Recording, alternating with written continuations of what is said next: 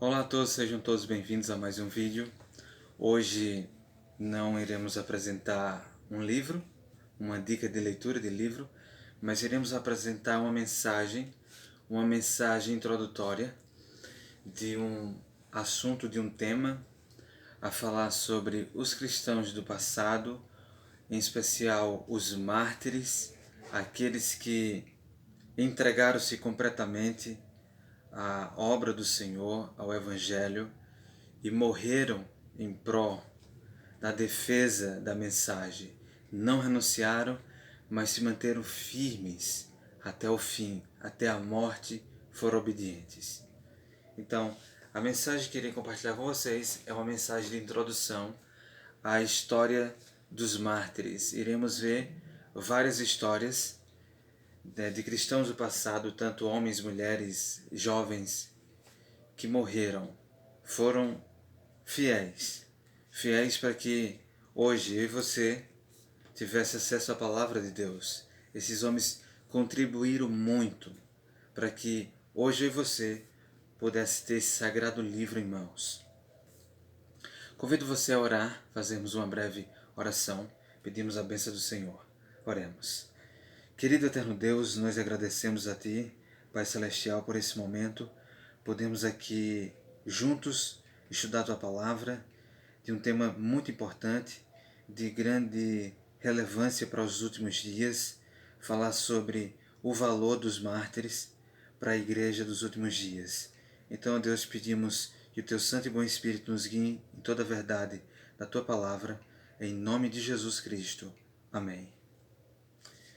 Bom, querido, o primeiro texto que eu gostaria de ler com vocês, se você estiver com a sua Bíblia aí perto, você pode pegar ela e juntos iremos abrir em Atos capítulo 1. Atos capítulo 1. Atos capítulo 1, verso 8 diz assim: Mas recebereis o poder do Espírito Santo, que há de vir sobre vós, e ser-me-eis testemunhas, tanto em Jerusalém como em toda a Judéia e Samaria e até os confins da terra. Vocês vão receber o poder vindo do Espírito Santo, e vocês irão ser minhas testemunhas, tanto em Jerusalém como em toda a Judéia e Samaria e até os confins da terra. Ser testemunhas. O significado da palavra testemunho de fé, né? Já que estamos falando sobre os mártires, essa mensagem é uma mensagem de introdução, como eu já falei. O que significa a palavra mártir? O testemunho de fé, a palavra mártir do grego martíria, significa testemunha. Para o cristianismo, o mártir é sempre alguém que vive a radicalidade da fé, ou seja, oferece sua vida a Deus pela confiança que tem na verdade revelada na pessoa de Jesus Cristo. Então, testemunha, como diz aí o mártir, do grego martíria, significa testemunha. Então, aos discípulos serem testemunhas, eles seriam mártires e muitos deles foram. Eu não posso entrar em detalhes na história deles, porque agora é uma mensagem introdutória, uma introdução.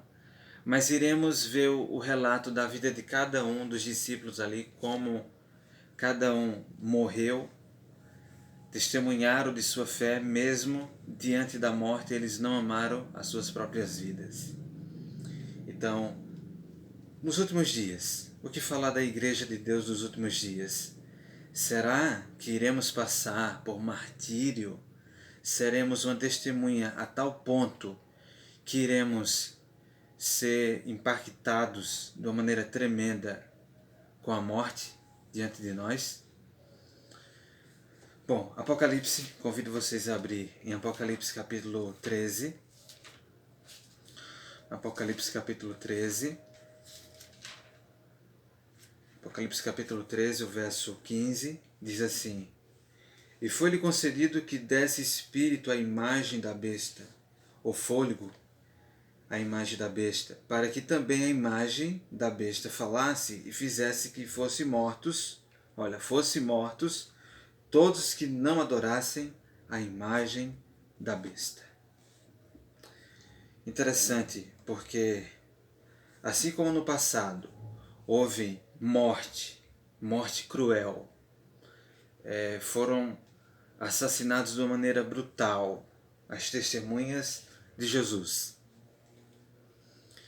No final da história deste mundo, a Igreja de Deus passará por um período que vai existir aqueles que não irão adorar a besta e a sua imagem. E o texto diz, o texto que acabamos de ler, que fizesse que fossem mortos todos que não adorassem a imagem da besta.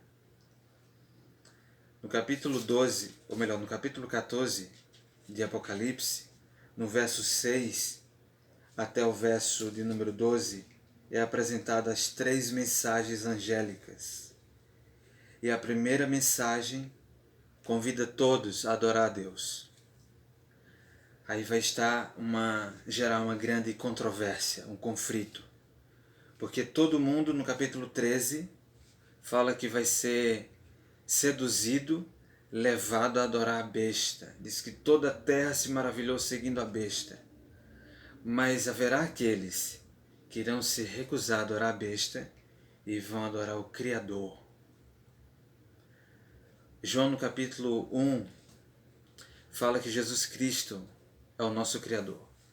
Capítulo 1, verso do 1 ao 3, fala que Ele criou todas as coisas. E só Ele é digno de adoração. E essa besta aqui, do Apocalipse 13, que apresenta 2 bestas. E nós compreendemos, segundo o relato, as características que é dada, tanto pela Bíblia como na história, que a primeira besta é o papado, a liderança papal, e a segunda besta são os protestantes apostatados, precisamente ali nos Estados Unidos, começando ali porque o protestantismo ele teve um escape quando foi para essa terra desabitada que se tornou os Estados Unidos da América, e daí os protestantes de lá foram enviados, muitos deles, como missionários em todo o mundo. Mas no final dos tempos haveria uma apostasia no protestantismo. Mas a boa notícia é que, segundo o versículo 15 do capítulo 13, haverá os protestantes coerentes, fiéis à palavra de Deus, que não se deixarão levar pela besta, pelos seus ensinos, pelos seus falsos milagres, mas permanecerão fiéis ao Senhor através da palavra de Deus. Eles vão se firmar até o fim, até a morte, no que está escrito. No passado, falando dos cristãos do passado, que assim se tornaram pessoas, heróis, podemos dizer, heróis da fé, pois ficaram firmes até o fim. No capítulo 2 do Grande Conflito, fala sobre o valor dos mártires. E os mártires têm um valor imenso para a igreja, enfim, para todos os tempos, mas eu acredito que para a igreja dos últimos dias ainda tenha um valor mais, pois a igreja irá passar pelo momento de perseguição. Aqui tem uma citação no segundo parágrafo do capítulo 2 que diz assim: o paganismo previa que se o evangelho triunfasse, seus templos e altares desapareceriam. Portanto, convocou suas forças para destruir o cristianismo. O paganismo nada tinha a ver com o cristianismo, eles nada tinha a ver com Deus, com o Criador, e eles temiam que o evangelho triunfasse e seus templos e altares desaparecessem. Portanto, convocou forças para destruir o cristianismo. E daí, amigos, houve uma perseguição implacável, uma perseguição muito cruel contra o povo de Deus, né, que preservaram o evangelho verdadeiro. Eles viviam esse evangelho, eles compartilhavam esse evangelho porque foi dada ordem através do Senhor Jesus Cristo de ir por todo o mundo, fazer discípulos, batizar esses discípulos em nome do Pai, do Filho e do Espírito Santo, e ensiná-los a guardar todas as coisas. E a promessa foi, ou a promessa é, do autor, que ele estaria com aqueles até o fim do mundo. Então, hoje, para nós, essa mensagem ela tem um significado muito importante, porque a igreja ela sofreu perseguições, mas a igreja ela triunfou. A igreja são pessoas. A igreja não são paredes, não é uma construção de tijolos, de massa, de brócolis, mas são pessoas, pessoas fiéis a Deus. Outra citação sobre os cristãos do passado, os mártires, as testemunhas fiéis do Senhor Jesus Cristo, diz assim: disse um cristão, contendendo com os governadores pagãos, que estava a impulsionar a perseguição. Esse cristão disse o seguinte: podeis matar-nos, torturar-nos, condenar-nos. Vossa injustiça é prova de que somos inocentes. Olha que interessante. Aí ele diz: tampouco vossa crueldade vos aproveitará. Não era senão um convite mais forte para se levarem outros à mesma persuasão. Quanto mais somos ceifados por vós, disse esse cristão, tanto mais crescemos em número. O sangue dos cristãos é semente. Interessante. Quanto mais os cristãos eram ceifados, eram mortos, acabavam com todos, quanto mais isso acontecia, cristãos se convertia. Aparecia mais cristãos, mais pessoas tomavam a decisão de aceitar o Evangelho do Senhor Jesus Cristo, as boas novas de salvação. É interessante, irmãos, porque o poder que estava nessas pessoas era o poder que foi prometido ali em Atos capítulo 1, verso 8. Vocês vão receber o poder, vocês vão receber o poder do Espírito Santo e vocês vão ser minhas testemunhas, serão meus mártires. Que poder tremendo!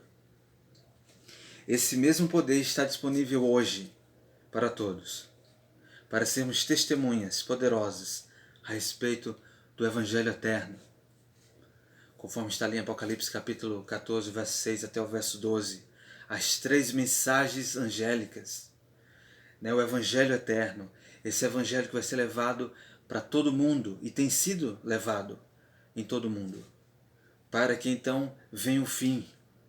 Só que muitos, infelizmente, vão estar a guerrear, a fazer guerra, a perseguir este Evangelho. E aqueles que propagam esse Evangelho, que pregam esse Evangelho, que vivem esse Evangelho. Mas a boa notícia é que esses que receberam o Evangelho do Senhor Jesus Cristo, assim como os apóstolos, receberam e passaram, e chegou até nós hoje, esses vão continuar e vão vencer a besta, a sua imagem, a marca da besta e o número do seu nome.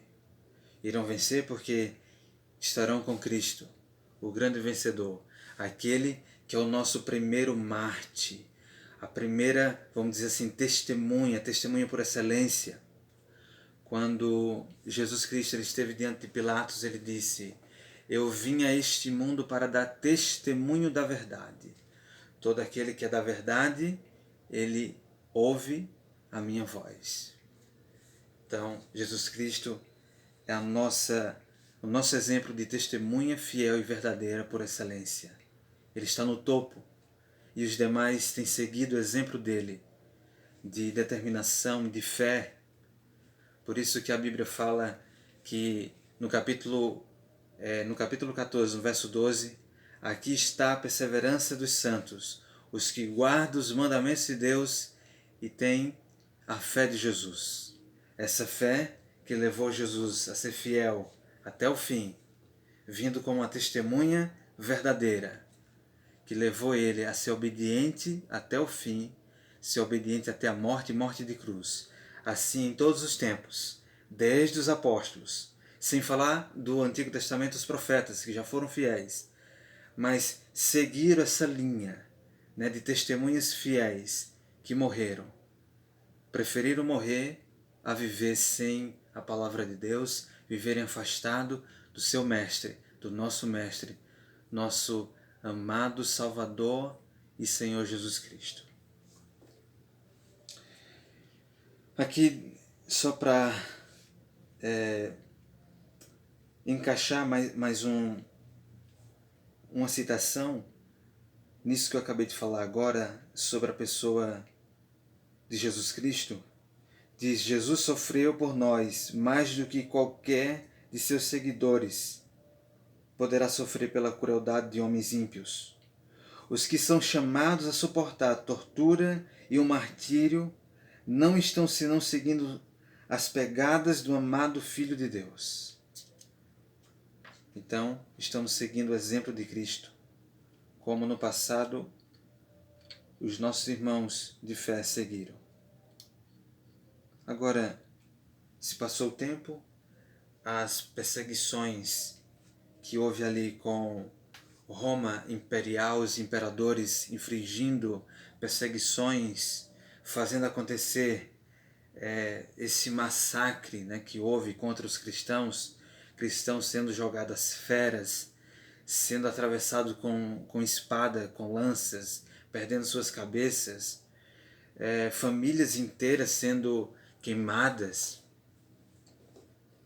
Podemos pensar, como Jesus disse que o Evangelho vai ser pregado em todo o mundo para que venha um fim a todas as nações da terra, então por que hoje, né, não há uma perseguição? Não que a perseguição em si seja boa, traz pesar, né, traz angústia, mas Deus tem um objetivo. Assim como aquele cristão falou que o sangue, né, dos cristãos é como semente, ou seja, através do testemunho que deram, mesmo diante da morte, mesmo diante de torturas, eles testemunharam. Deus tinha um objetivo, né, através da morte dessas pessoas do passado, pessoas de fé, outros se converteram. Outros perceberam que realmente o cristianismo tem uma verdade que nem mesmo a morte pode destruir. Então Deus ele tinha um plano muito bem feito. Essas pessoas morreram, mas o mestre delas, o nosso mestre Jesus Cristo, ele morreu, né, como uma testemunha verdadeira, como a nossa testemunha por excelência. Mas ele ressuscitou e ele em breve voltará. E aqueles que andam com ele humildemente pela fé irão vencer nesse grande conflito. Embora com perseguição, mas irão vencer.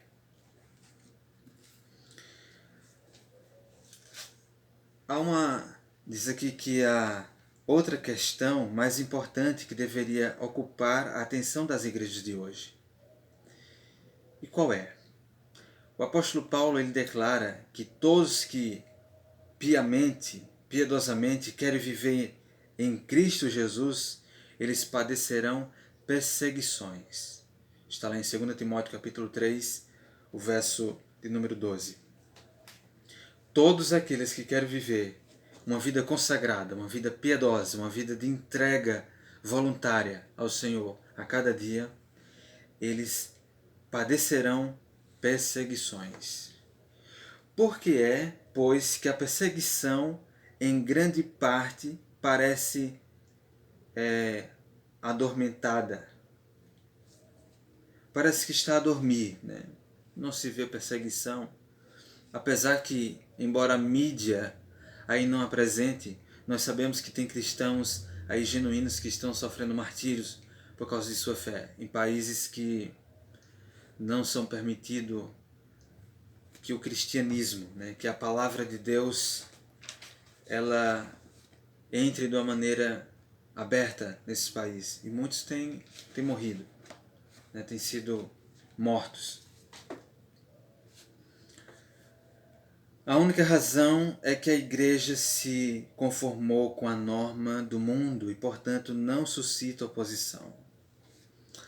Interessante, amigos, porque no passado, quando a perseguição ela cessou da parte dos imperadores, quando o cristianismo foi tido como a religião oficial do Império Romano, onde um falso cristianismo se infiltrou na igreja do Senhor, aí as pessoas, muitas professavam ter aceitado Jesus Cristo, como hoje, né? Muitos aí têm professado, mas no dia a dia você muitas vezes não sabe quem é cristão pelas atitudes. Parece que não há uma mudança interior para ser demonstrada exteriormente. Então as pessoas ficam meio que perdidas, né? Aqueles que não são cristãos. Quem é cristão no dia a dia, na multidão, você consegue identificar pela maneira como uma pessoa se expressa, pelas palavras, pelas ideias que elas têm, pelo comportamento, a sua postura, nas suas vestes, do jeito que a pessoa come, do jeito que a pessoa trata até os seus inimigos. Bom, quando o falso cristianismo ele se infiltrou na igreja de Deus, aí houve uma conformidade com a norma do mundo. E não suscitava mais oposição. Agora, uma igreja corrompida que se levantou, uma igreja que estava sendo conduzida pelo inimigo, ela perseguiu a igreja de Cristo. Interessante, porque Jesus diz assim, que qualquer coisa que fizestes a um destes meus pequeninos irmãos, a mim o fizestes. Então, se tratarmos bem o próximo, é como se estivéssemos fazendo isso à pessoa de Cristo. Mas se tratarmos mal, também é como se estivéssemos fazendo a pessoa de Cristo. Agora imagine perseguir, torturar. Queridos, quando a igreja ela se corrompeu, aqueles que diziam ser a igreja, mas que estavam corrompidos, tinham abandonado a fé genuína, verdadeira. Agora a Escritura Sagrada não era aceita como norma de fé. Está na página 45 do Grande Conflito. A doutrina da liberdade religiosa era chamada de heresia, sendo odiados e proscritos seus defensores. Imagina aí, a liberdade que é em Cristo, a liberdade que Cristo dá a cada pessoa, foi tido como heresia. A liberdade religiosa. Pense, ninguém poderia pensar agora diferente em seguir uma fé conforme a sua consciência, de acordo com a sua consciência. Eram chamados de hereges, perseguidos, odiados. A palavra de Deus agora não era mais uma norma de fé, entrou uma tradição no lugar da palavra. E aqueles que queriam viver de toda a palavra e seguindo a ordem do Mestre, fazendo discípulos de todas as nações, eram perseguidos, eram tidos como os piores da sociedade, como uma ameaça, como uma peste, como uma praga. Então, o mesmo hoje, a igreja tem se conformado. Aqui diz na página 48, diz, porque, pois, que a perseguição em grande parte parece adormentada, parece que está dormindo. A única razão é que a igreja se conformou com a norma do mundo e, portanto, não suscita oposição. A religião que em nosso tempo prevalece não é do caráter puro e santo que assinalou a fé cristã nos dias de Cristo e seus apóstolos. Olha, hoje tem no meio aí no mundo uma religião falsa, né, que não é do caráter puro e santo que assinalou a fé cristã nos dias de Cristo e seus apóstolos. é unicamente por causa do espírito de transigência com o pecado, por serem as grandes verdades da palavra de Deus tão indiferentemente consideradas, por haver tão pouca piedade vital na igreja, que o cristianismo é aparentemente tão popular no mundo. Entende o porquê da frieza? Entende o porquê de não se levantar oposição? As pessoas têm sido transigentes com o pecado. As grandes verdades da palavra de Deus são tidas de uma maneira com indiferença, são consideradas assim. Por haver tão pouca piedade, tão pouca consagração, tão pouca entrega total. O cristianismo é aparentemente aí tão popular no mundo. Há muito professar do cristianismo, mas há pouco poder, ou nenhum poder. Haja um reavivamento da fé e poder da igreja primitiva, e o espírito de opressão reviverá, reacendendo as fogueiras da perseguição. O Grande Conflito, página 48. Então, haja um reavivamento. A Bíblia diz lá em Apocalipse 18 que haverá um reavivamento. Não um reavivamento apenas em um local, em um país, em um estado, mas diz que toda a terra vai ser iluminada com a glória de Deus. Antes que o Senhor Jesus Cristo volte, vindo com glória, com poder, com todos os anjos, toda essa terra vai ser iluminada. Haverá um reavivamento tal, maior, né, do que quando aconteceu com os apóstolos ali. Vai iluminar toda a terra. Todos irão poder saber o caráter de Deus, as grandes verdades sobre a lei de Deus, sobre o mandamento esquecido, o quarto mandamento, sobre as verdades vitais para esse tempo, os mandamentos de Deus e a fé de Jesus, conforme Apocalipse 14, verso 12. Mas já estamos chegando ao final. Gostaria de ler aqui para vocês outras citações sobre os mártires dos últimos dias. E diz assim: a melhor coisa para nós é entrar em íntima ligação com Deus. E se Ele quiser que sejamos mártires por amor à verdade, isso poderá ser o meio de conduzir muitos outros à verdade. Se Ele quiser que passemos assim pelo martírio, sejamos levados à morte por amor da verdade, mas para que conduzir outros à verdade, que assim seja. Né? Se Ele quiser, isso irá acontecer, para darmos testemunhos da verdade, para conduzir outros a essa verdade. Muitos serão encarcerados, muitos fugirão das cidades e vilas para salvar a vida, e muitos serão mártires por amor a Cristo, colocando-se em defesa da verdade. Colocando-se em defesa da verdade. No capítulo 1 de Filipenses, o apóstolo Paulo fala que foi colocado para a defesa do Evangelho, defesa da verdade. Eu e você também. Deus nos salvou para também vivermos o Evangelho, claro, vivermos em novidade de vida, mas para defendermos esse Evangelho com o nosso testemunho de vida. Há diante de nós a perspectiva de uma luta contínua, com risco de prisão, perda de propriedade da própria vida para defender a lei de Deus. Assim como aconteceu no passado. Eles perderam propriedade, perderam a vida para defender a lei de Deus. Será exigido das pessoas que rendam obediência a decretos humanos, em violação da lei divina.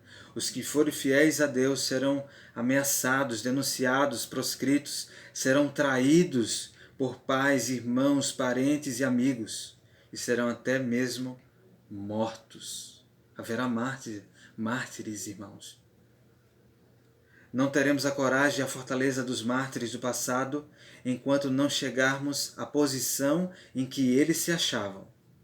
Se voltasse os dias da perseguição, seria dada graça para despertar todo vigor e mostrar verdadeiro heroísmo. Os discípulos foram revestidos da coragem e fortaleza dos mártires, somente quando essa graça se tornou necessária. Irmãos, quando for necessário, nós teremos uma fé, assim como teve os mártires do passado, para defendermos a verdade para esse tempo, uma verdade presente.